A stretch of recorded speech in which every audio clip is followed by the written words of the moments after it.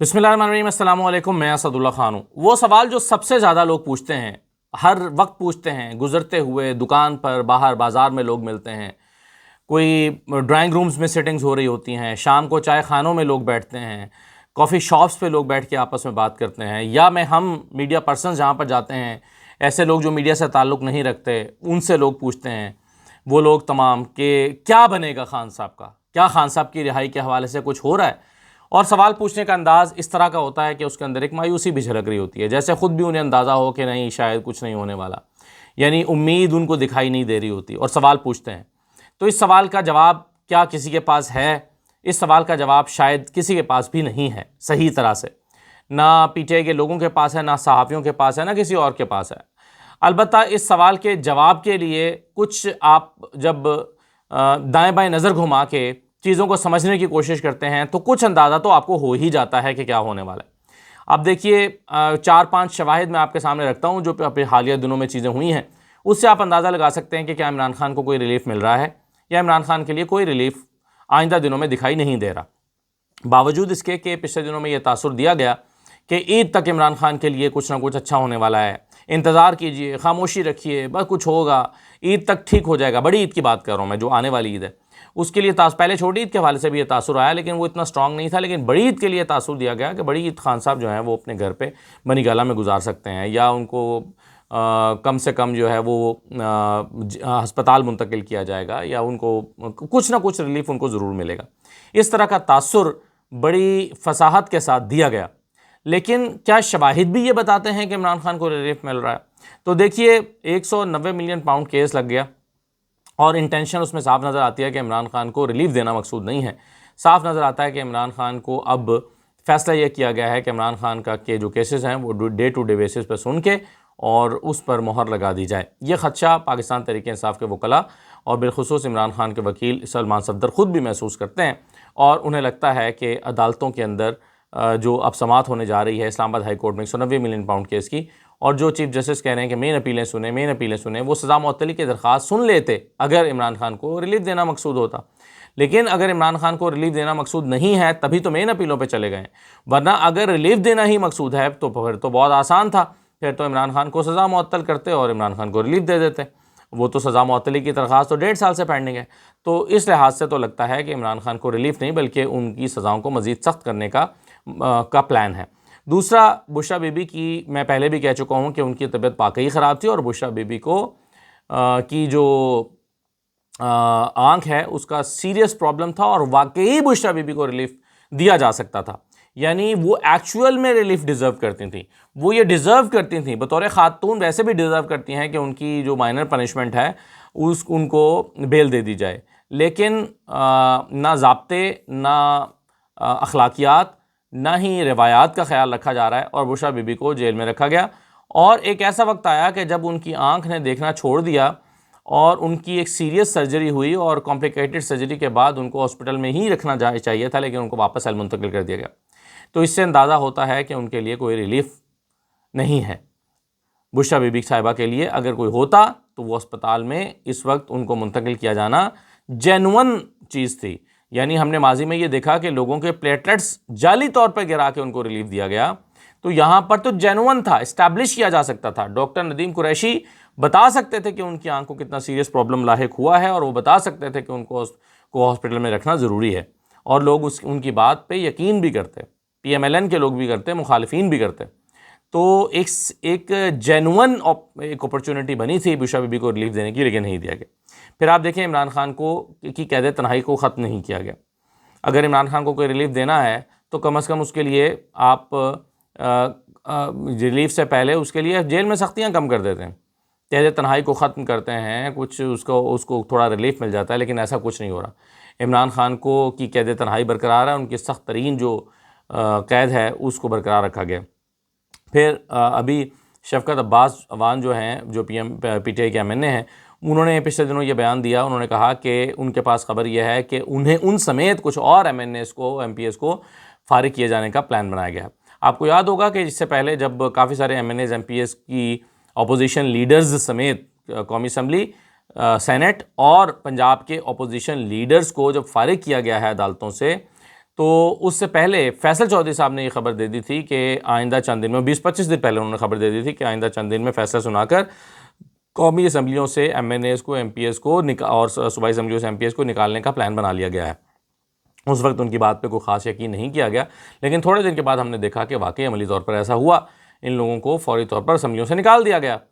حالانکہ ان کے پاس اپیل کا رائٹ تھا، وہ جا سکتے تھے کورٹس میں ان کی سیٹ کو، لیکن الیکشن کمیشن نے ویکنٹ قرار دے دیا۔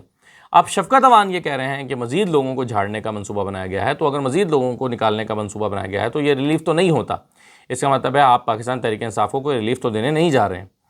دوسرا، عمران خان کی بہنوں سے ملاقات عمران خان کی ابھی تک نہیں ہو سکی، ڈاکٹر سے ملاقات نہیں ہو سکی۔ اگر عمران خان کے لیے کوئی ریلیف آ رہا ہے، جیسا کہ محمود اچکزئی صاحب اکثر ہمیں تاثر دیتے رہتے ہیں اور کہتے رہتے ہیں کہ کچھ چیزیں ہو رہی ہیں، ان کے ساتھی بھی، ان کی ٹیم کے لوگ بھی کہتے رہتے ہیں کہ جی آپ کو بتا نہیں سکتے کہ کیا ڈیولپمنٹس ہو رہی ہیں، لیکن ہو رہی ہیں، خاموش رہیے، بس بولنا نہیں ہے، آواز نہیں آنی چاہیے، اور ہم بھی اسی لیے آواز نہیں نکال رہے، خاموش بیٹھے ہیں تاکہ عمران خان کو ریلیف دے سکیں۔ لیکن اگر عمران خان کو کوئی ریلیف آ رہا ہے عمران خان کے لیے، تو پھر عمران خان کی بہنوں سے ملاقات کیوں نہیں ہو رہی؟ کم از کم ایک ملاقات ہو جاتی، اس یقین دہانی پر ہو جاتی جو کہ حکومت کو کرائی گئی ہے کہ عمران خان کی بہنوں سے ملاقات ہوگی تو وہ کوئی آ کر باہر سیاسی بات نہیں کریں گی، صرف ملاقات کرا دی جائے، یا ڈاکٹر سے ملوا دیا جائے، وہ باہر آ کر کوئی سیاسی بات نہیں کریں گے۔ لیکن یہ سب نہیں ہوا، تو کیا یہ ریلیف کی نشانیاں ہیں یا ریلیف نہ دینے کی نشانیاں ہیں؟ پھر پنجاب میں ابھی آپ نے دیکھا کہ حال ہی میں ضمانتیں مسترد ہو گئی ہیں۔ میاں محمود رشید صاحب ہیں، سینیٹر اعجاز چودھری صاحب ہیں، ڈاکٹر یاسمین راشد صاحب ہیں، ان کی ضمانتیں ابھی پچھلے ہفتے ہی جو ہے وہ مسترد کی گئی ہیں۔ تو اگر آپ کو ریلیف، پارٹی کو ریلیف دینا مقصود ہے، تو کم از کم شاہ محمود قریشی کو رہا کیا جانا سب سے آسان کام ہے۔ ڈاکٹر یاسمین راشد جو کہ بیمار بھی ہیں، خاتون بھی ہیں، اور ان کے خلاف شواہد بھی نہیں ہیں کہ انہوں نے لوگوں کو حاملہ کرنے کے لیے اکسایا ہو، تو ان کو بھی ریلیف دیا جا سکتا ہے، لیکن نہیں دیا جا رہا۔ تو کہیں پر بھی کوئی ایک آیوٹا آف ریلیف جو ہے کم از کم وہی دکھائی دے رہا ہو، تو ہم کہہ سکتے ہیں کہ عمران خان کو آئندہ دنوں میں ریلیف دکھائی دے رہا ہے۔ تو یہ میری اسیسمنٹ ہے، غلط ہو سکتی ہے، لیکن آپ لوگوں کا جو سوال سب سے زیادہ ہوتا ہے کہ خان کا کیا ہو رہا ہے، خان کے لیے کیا ہو رہا ہے، تو اس کا جواب تو انفارچونیٹلی یہ بنتا ہے جو میری اسیسمنٹ ہے۔ باقی آپ دیکھیں پارٹی کچھ بھی کرنے کی پوزیشن میں نہیں ہے، کچھ کر ہی نہیں رہی۔ پارٹی قلم چھوڑ ہڑتال پہ لگی ہوئی ہے، آج ایک دن کی قلم چھوڑ ہڑتال خیبر پختونخوا میں۔ اب آپ سوچیں کہ عمران خان نے کہا کہ بھائی یا تم بات چیت کریں، بات چیت کے ذریعے مسئلہ کو حل کریں، یا عمران خان کو رہا کرنے کے لیے اپنی طاقت کا استعمال کریں۔ آپ دیکھیں کہ نہ پارٹی بات چیت کے لیے بات چیت کر رہی ہے، اور دیکھیں بات چیت کے لیے کوئی دباؤ تو ڈالتا ہی ہے نا بندہ، کوئی تو حکمت عملی بناتا ہے، کچھ تو حکمت عملی ہوگی، ہے ہی نہیں، اور نہ وہ ہے اور نہ ہی احتجاج کی حکمت عملی ہے، تو خاموشی ہے۔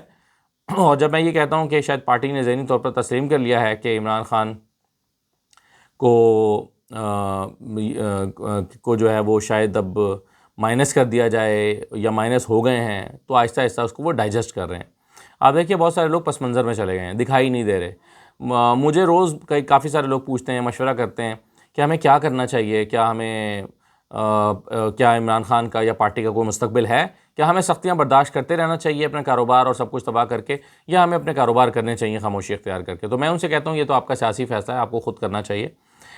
پاکستان میں کچھ بھی پریڈکٹ نہیں کیا جا سکتا، لیکن آپ یہ دیکھیے کہ لوگ جو ہیں، کئی لوگ، میں نام لے سکتا ہوں لیکن میں اس لیے نہیں لوں گا کیونکہ پھر ان پر تنقید شروع ہو جاتی ہے، وہ بیچارے مجبور ہوں گے، لیکن کئی لوگ آپ اگر سوچیں تو بڑے ایکٹیو ہوا کرتے تھے لیکن خاموش بیٹھے ہیں، منظر عام پر کہیں نظر نہیں آتے۔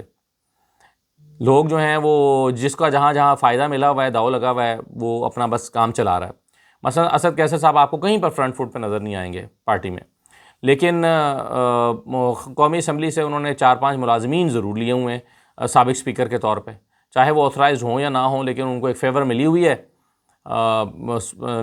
نیشنل اسمبلی کے جو اسپیکر ہیں یاز صادق صاحب، ان کی طرف سے کہ وہ اپنا جو سٹاف ہے وہ استعمال کر رہے ہیں، تو بس وہ اسی پر شکر گزار ہیں اور کام چلا رہے ہیں۔ تو اس طرح سے بہت سارے لوگ، کچھ لوگ جو جن کی کوئی پوزیشنز ہی نہیں ہیں، وہ لوگ جو ہیں وہ خاموش ہو کے بیٹھ گئے ہیں۔ مثلا ایک نام میں لیتا ہوں، مثلا میں پچھلے دنوں ایسے میرے ذہن میں خیال آیا، خرم شیر زمان صاحب کہاں ہیں؟ کراچی میں۔ تو بہت سارے نام میرے ذہن میں آتے ہیں، چلیے کیا فردن نام لینے ہیں، لیکن خاموش ہو کے بیٹھ گئے ہیں، وقت کا انتظار کر رہے ہیں کہ کیا کرنا ہے، کیونکہ وہ عمران خان کے لیے کئی لوگ سیاست میں آئے تھے، اور جب عمران خان ہی سیاست نہیں کر رہے تو وہ سوچ رہے ہیں کہ روز کے لڑائی جھگڑوں سے بہتر ہے کہ ہم چپ کر کے بیٹھیں۔ پارٹی کے اندر روز لڑائی جھگڑے ہو رہے ہیں، سلمان راجہ صاحب جو کہ غیر سیاسی ذہن رکھنے والے آدمی ہیں، وہ اپنی سمجھ بوجھ کے مطابق الٹے سیدھے فیصلے کر رہے ہیں جو کہ ان کو جو پارٹی کو کے لیے کوئی فائدے کا باعث نہیں بن رہے۔ تو بہرحال اس طرح کی چیزیں چل رہی ہیں۔ کچھ لوگ ابھی بھی سرپھرے ہیں جو لگے ہوئے ہیں زور لگانے اور سمجھتے ہیں کہ نہیں اس میں سے کوئی حل نکلے گا۔ میں ذاتی طور پہ بھی سمجھتا ہوں کہ مایوسی کسی مسئلے کا حل نہیں ہے۔ اس میں ہمیشہ اکثر دوستوں کو مختلف، یعنی سیاست کے موضوع پر نہیں، بعض اوقات ہمارے دوست مثلا کوئی بے روزگار ہے یا کوئی اچھا روزگار نہیں ہے اس کے پاس، تو مایوسی کا شکار ہوتا ہے تو میں اسے کہتا ہوں کہ دیکھو اچھے اور برے دنوں میں صرف ایک رات کا فرق ہوتا ہے۔ ہو سکتا ہے کسی شام تمہیں کال آئے کہ کل سے تم نے فلاں چیز فلاں اپرچونٹی ہے اس کو ویل کر لو، تو ایک رات ہوگی، اگلے دن سے سب کچھ چینج ہو جائے گا۔ تو میں ہمیشہ کہتا ہوں کہ وہ ایک رات کبھی بھی ہو سکتی ہے، اچھے اور برے دنوں میں ایک رات کا فرق ہوتا ہے، وہ ایک رات کبھی بھی آ سکتی ہے۔ تو امید کا دامن کبھی نہیں چھوڑنا چاہیے۔ چیزیں زندگی میں بہتر ہوتی ہیں، اپرچونٹیز مل سکتی ہیں، حالات بدل سکتے ہیں۔ ایک وقت تھا نواز شریف کے لیے ہمیں لگتا تھا کہ بس ان کی کہانی تو ختم ہو گئی، لیکن نواز شریف نے اپنے لیے راستہ نکالا سیاسی طور پر۔ خیر وہ نکالا جس بھی طریقے سے اور جیسے بھی نکالا، وہ تو ایک قابل تنقید بات ہے، یا اس پر ہم بات چیت کرتے رہتے ہیں، لیکن بہرحال انہوں نے اپنا سیاسی راستہ نکالا اور اپنی بیٹی کو وزیر اعلیٰ بنایا۔ اصولوں کی سیاست تو خیر وہ پہلے بھی نہیں کرتے تھے تو اب بھی نہیں کرتے، لیکن اس میں سے انہوں نے یہ ضرور نکال لیا کہ اپنی فیملی کو بڑے بڑے عہدے دلوا دیے۔ ان کی فیملی ہی کا بندہ پرائم منسٹر ہے، ان کی فیملی کا ہی بندہ ڈپٹی پرائم منسٹر ہے، ان کی فیملی کی ہی بندی چیف منسٹر ہے، اور ان کی فیملی کے دیگر لوگ بھی کہیں نہ کہیں ایڈجسٹ ہو رہے ہیں۔ علی ڈار صاحب بھی آ چکے ہیں۔ تو کہنے کا مطلب یہ ہے کہ راستہ نکالا جا سکتا ہے اگر آپ نکالنا چاہتے ہیں۔ اب یہ تو عمران خان پہ ایک کامنٹ آج کسی نے میرے ویلاگ پہ کیا ہوا تھا کہ کچھ بھی ہو عمران خان کو بس اب باہر آنا چاہیے۔ ہاں یہ ایک رائے موجود ہے کہ عمران خان کو چاہے ڈیل کر کے ہی باہر آئیں یا جیسے بھی باہر آئیں ان کو آنا چاہیے، یہ ایک رائے ہے۔ میں اس سے اتفاق کروں یا نہ کروں میری یہ رائے نہیں ہے، لیکن ایک رائے ہے کہ بھائی خان صاحب کو پہلے تو باہر آنا چاہیے، اس کے بعد اپنا سیاسی راستہ نکالنا چاہیے۔ باہر آئیں گے تو سیاست کریں گے، یہ بھی ایک رائے موجود ہے۔ تو بہرحال اب اس میں کیسے آپ آگے چیزوں کو لے کے چلتے ہیں۔ اب اعجاز چودھری صاحب کو ہی آپ دیکھ لیجئے، اعجاز چودھری صاحب کی طبیعت بگڑ گئی، کل کی یہ خبر ہے۔ اعجاز چودھری صاحب جو ہیں ان کو وہ جیل سے اسپتال منتقل کیے گئے۔ انہیں ماضی میں آنکھوں کے انفیکشن، عارضہ قلب اور بلڈ پریشر کے مسائل ہیں، کڈنیز کا مسئلہ ہے ان کو، یعنی آپ دیکھیں نا گردوں کا مسئلہ، دل کا مسئلہ، اس سے بڑھ کے اور کیا مسائل ہو سکتے ہیں، لیکن ساتھ ساتھ آنکھوں کے انفیکشن کا مسئلہ، بلڈ پریشر کا مسئلہ، یہ سارے پرابلم ہیں۔ اور ہر دوسرے چوتھے دن دیکھیے جب کسی شخص کو ہر دوسرے چوتھے دن ہاسپٹل شفٹ کرنا پڑے تو اس کا مطلب ہے اس کو سیریس پرابلمز ہیں، اس کا مطلب ہے کہ اس کو مستقل میڈیکل کیئر کی ضرورت ہے، اس کا مطلب ہے کہ اس کو ٹریٹمنٹ چاہیے جو نہیں دیا جا رہا۔ یعنی ایک شخص جو ہے اس کو روزانہ ہر دوسرے تیسرے دن اس کی طبیعت خراب ہو رہی ہے، ریپیٹڈلی اس کو ہاسپٹل لے جانا پڑ رہا ہے، تو وہ بیمار ہے، تبھی تو اس کو بار بار ہاسپٹل لے جانا پڑتا ہے۔ تو یہ ایک مستقل مریض کی نشانی ہوتی ہے کہ آپ دیکھیں ہماری فیملی میں بھی بعض بزرگ ایسے ہوتے ہیں جو ہر دوسرے چوتھے دن کو ہاسپٹل شفٹ کرنا پڑتا ہے، پھر طبیعت سٹیبل ہوتی ہے، پھر واپس لے آتے ہیں، پھر ہاسپٹل شفٹ کرنا پڑتا ہے، تو ایسے لوگ مستقل مریض ہوتے ہیں۔ تو اعجاز چودھری بھی خدا نخواستہ ایسے لوگوں میں ہی شامل ہوتے نظر آ رہے ہیں، اور ان کے لیے بھی کوئی ریلیف نہیں ہے، تو ان کو تو کم از کم ریلیف ملنا چاہیے۔ تو ڈاکٹرز نے ان کا طبی معائنہ کیا، ہاسپٹل منتقل کرنے کی ان کو ہدایت دی، پھر ان کو ہاسپٹل لے جایا گیا، وہاں پر ڈاکٹرز نے ان کا معائنہ کیا۔ یہ ان کے حوالے سے کل خبریں آئی تھیں۔ تو اب آپ اس سے اندازہ لگا سکتے ہیں کہ جو ریلیف ہے وہ کتنا عمران خان کو اور ان کی پارٹی کو مل رہا ہے۔ دو تین چیزیں اور میں آپ کے ساتھ ڈسکس کر لوں۔ ایک تو دیکھیے پنجاب میں گڈ گورننس کے اشتہارات تو بڑے چلتے ہیں، اور بہت اشتہارات ہمیں ایڈز نظر آتے ہیں، پرنٹ ایڈز نظر آتے ہیں، ٹی وی پہ اشتہارات نظر آتے ہیں کہ گڈ گورننس ہے جی، ستھرا پنجاب ہے، یہ ہے وہ ہے۔ لیکن اصل صورتحال کیا ہے، دو خبروں سے اس کا آپ اندازہ لگا لیجئے۔ ایک تو راولپنڈی میں سرکاری اسپتالوں کی سیکورٹی گارڈز تنخواہوں کی عدم ادائیگی کے خلاف سڑکوں پر نکل آئے اور مری روڈ پر احتجاج کرتے ہوئے انہوں نے ٹریفک معطل کر دی، یہ خبر ہے۔ الائیڈ اسپتالوں کی سیکورٹی گارڈز کی تنخواہوں کی عدم ادائیگی پر احتجاج ہو رہا ہے۔ مظاہرین کا وزیر اعلیٰ پنجاب مریم نواز سے فوری نوٹس لینے کا مطالبہ۔ ایم پی اے ضیاء اللہ شاہ کے خلاف شدید نعرے بازی، نجی سیکورٹی کمپنی پر فی گارڈ 45,000 روپے وصول ہوئے۔ یہ ضیاء اللہ شاہ ایم پی اے جو ہیں یہ وہ ہیں بھائی جان جو ہار گئے تھے اور ڈیرہ شیرہ بند کر کے چلے گئے تھے۔ صبح 4 بجے ان کو کال آئی تھی کہ کدھر بھائی اٹھو، ڈیرہ آن کرو، لائٹیں جلاؤ۔ یہ وہ ایم پی اے ہیں ضیاء اللہ شاہ۔ تو یہ ضیاء اللہ شاہ صاحب جو ہیں ان کے خلاف شدید نعرے بازی کی گئی۔ نجی سیکورٹی کمپنی پر فی گارڈ 45,000 روپے وصول کرنے مگر 25,000 تنخواہوں کا الزام، یعنی کرپشن ہو رہی ہے دبا کے۔ 4 ماہ سے تنخواہیں نہ ملنے پر گھریلو مشکلات میں اضافہ ہو گیا ہے۔ احتجاجی مظاہرین نے یہ کہا احتجاج کے دوران سیکورٹی گارڈ چاچا اورنگزیب کو دل کا دورہ بھی پڑ گیا. مری روڈ پر شدید ٹریفک جیم, اسپتالوں کا نظام متاثر. بے نظیر بھٹو جنرل اسپتال میں متاثرہ گارڈ کی حالت بہتر قرار, اسپتال انتظامیہ کا معاملے پر موقف سے گریز. یہ خبر جو ہے وہ کل آئی, اور پچھلے دنوں راولپنڈی کے ہی ایک اسپتال کی فوٹیج آئی ہوئی تھی جس میں کوریڈورس میں پانی, گٹر کا پانی بھر گیا تھا اور اس طرح کی صورتحال. تو ہیلتھ کا تو بیڑا غرق ہوا ہی ہے. اس حکومت نے کچھ اور کام خراب کیا یا نہیں کیا, ہیلتھ کا بیڑا غرق کر دیا, کیونکہ ہیلتھ کے شعبے میں عمران خان نے انقلاب برپا کیا تھا, اور یہ جو ہیلتھ کارڈ تھا یہ واقعی ریولوشن تھا, لیکن صرف عمران خان کے ہیلتھ کارڈ کو ختم کرنے کے لیے ہیلتھ کا دوبارہ سے بیڑا غرق ہو گیا. دوسری طرف مریم نواز صاحبہ نے کل یہ سٹیٹمنٹ دی. انہوں نے کہا کہ کسی کی بدتمیزی, احتجاج کرنے والوں کی بدتمیزی کو برداشت نہیں کیا جائے گا.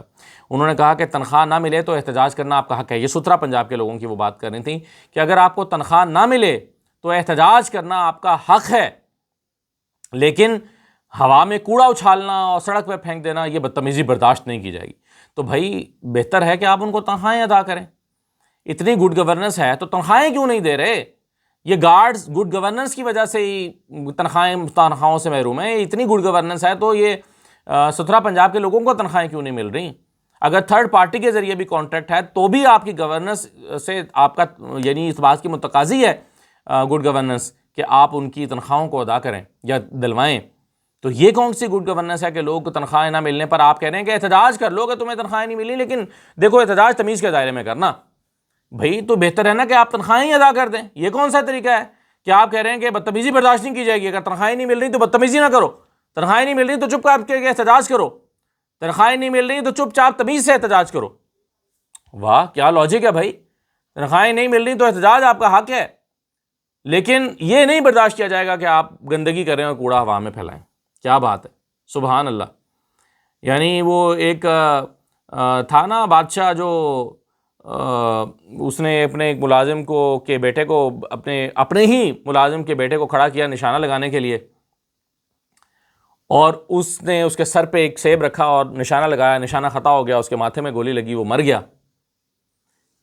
اور اس کے بعد اس نے اپنے اسی ملازم کی طرف, وہ وزیر تھا یا جو بھی تھا, اس کی طرف دیکھا اور داد چاہی کہ تم جو ہے وہ تعریف بھی کرو میری نشانہ بازی کی, اور پھر اس نے اس سے داد وصول بھی کی.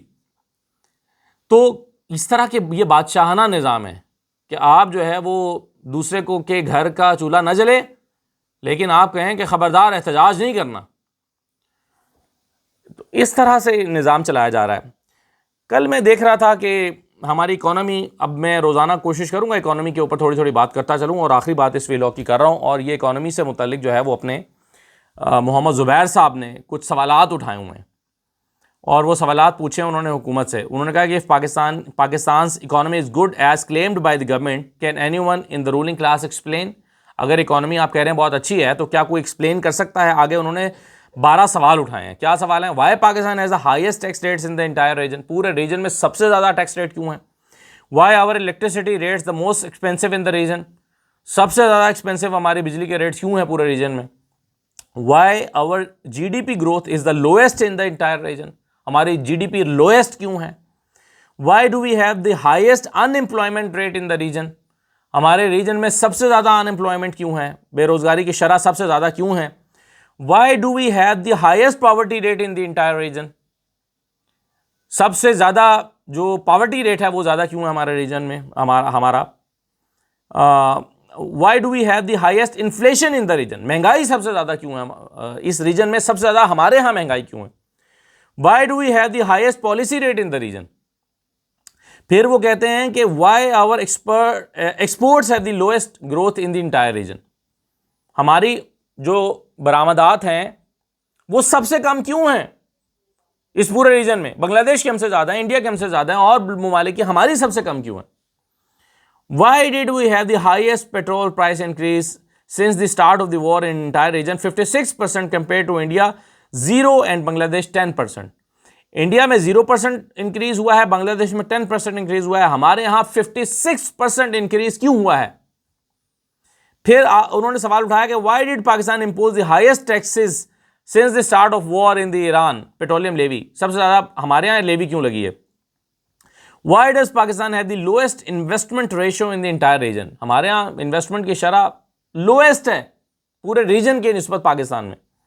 And finally why our rulers have the most lavish lifestyle despite lagging far behind in the entire region? Wonder if someone from the ruling regime can explain. بتا سکتے ہیں آپ کے رولنگ رجیم میں کہ اس کے ان سوالوں کا جواب کیا ہے؟ یہ زبیر صاحب نے سوال اٹھایا. آپ کے پاس اس کا جواب ہے تو آپ دے دیجئے. کامنٹ سیکشن آپ کے لیے کھلا ہے. اجازت دیجیے. اللہ حافظ.